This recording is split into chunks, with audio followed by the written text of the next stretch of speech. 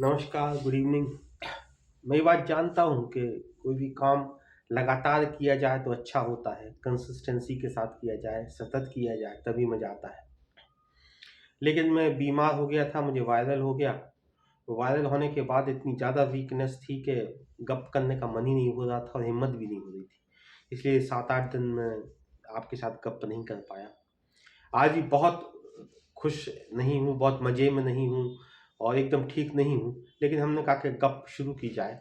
बातचीत हमारे बीच आपका जो एक संवाद का सिलसिला है, वो जारी रहे। तो आज मैं एक छोटी-सी कहानी सुनाता हूँ जो कंसिस्टेंसी पे है, जो बहुत ही महत्वपूर्ण है और आप उसको सुनिए, उसे जीवन में उतारिएगा, बहुत अच्छी कहानी है। एक मज़दूर था, एक कहानी कनाडा के किसी कोने की है, किसी शहर की है। एक मज़दूर था तो एक कंपनी में काम करता था जहाँ पर मकान बनाए जाते थे। बहुत ही अच्छा ईमानदार मज़दूर था, बहुत मेहनत से बनाता था। तो उसने पूरी ज़िंदगी बहुत काम किया, बहुत ईमानदारी से काम किया, एक ही कंपनी में उसने अपनी पूरी ज़िंदगी लगा दी। जब वो 60 साल का होने लगा, रिटायर्ड होने लगा, तो अपने मालिक के पास गया कि अब हमारी उम्र हो गई है। अब आप हमको रिटायर कर दीजिए, जो भी मेरा हिसाब-किताब है वो पूरा कर दीजिए। उन दिनों तक मालिक भी बीमार रहने लगा था, तो वो घर पे रहता था, तो उसका बेटा था। तो उसके बेटे से उससे बात हुई उस मज़दूर की, कहने लगा हमने इतने साल तक आपकी कंपनी में काम किया है। अब मैं बुढ़ा हो गया हूँ, रिटायर होना चाहता हूँ, तो मेरा हिसाब पूरा कर दीजिए। तो उसके बेटे ने कहा कि हम सब लोग आपकी बहुत इज़्ज़त करते हैं, लेकिन एक छोटा-सा काम है, एक मकान बनाना है। ये वाला एक मकान और बना दीजिए, फिर आप छुट्टी कर दीजिए। और इस मकान को जितना अच्छा आप बना सकें, जैसा बना सकें वैसा बना दीजिए, हमारे लिए बहुत कीमती है। लेकिन मज़दूर ने कहा ठीक है, आप कह रहे हैं तो एक मकान और बना देता हूँ, फिर मैं छुट्टी लेता हूँ, फिर रिटायर होता हूँ। लेकिन जब वो वापस आया तो उसके दिमाग में बड़ी खीज थी, बड़ी गुस्सा थी। उसको लगा कि पूरी ज़िंदगी मैं इस कंपनी में ईमानदारी से काम करता रहा, मेहनत से काम करता रहा। मैंने कभी कोई छुट्टी नहीं की, कभी कोई मक्कारी बदमाशी नहीं की। आज जब मैं छुट्टी की बात कर रहा हूँ, आज जब मैं रिटायर्ड होने की बात कर रहा हूँ, तो मालिक को दया नहीं आई मुझ पर। उसने एक काम और का दे दिया हाथ में, कहा एक मकान और बना दो, फिर जाके रिटायर होना।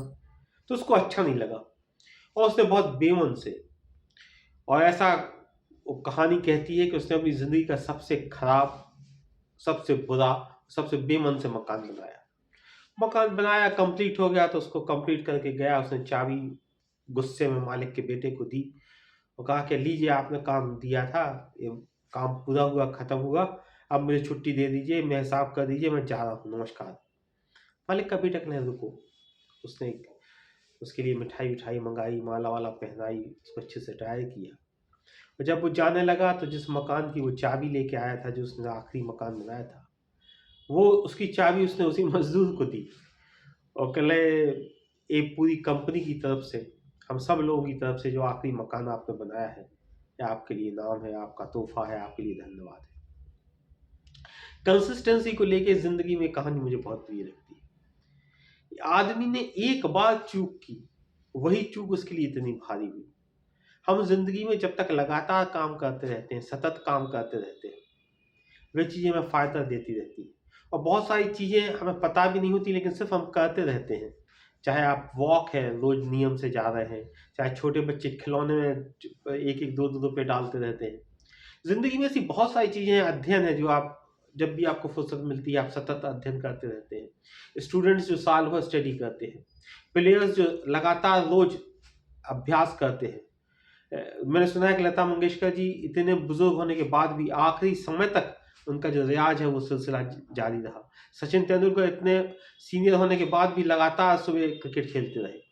तो ये तमाम चीज़ें ऐसी हैं कि जो रियाज, प्रैक्टिस, सतत कंसिस्टेंसी के साथ की जाती हैं, वो ज़िंदगी में बहुत कीमती होती हैं। वो आपके लिए एक लंबा महत्वपूर्ण फल देती हैं। ज़िंदगी में जो भी करिए कंसिस्टेंसी के साथ करिए। हालाँकि मैं गप लगातार कंसिस्टेंसी के साथ नहीं दे पा रहा हूँ, लेकिन मैं भी कोशिश करूँगा कि आपसे लगातार संवाद बना रहे। तो आप भी मुझे लगातार सुनते रहिएगा कंसिस्टेंसी के साथ। नमस्कार, धन्यवाद।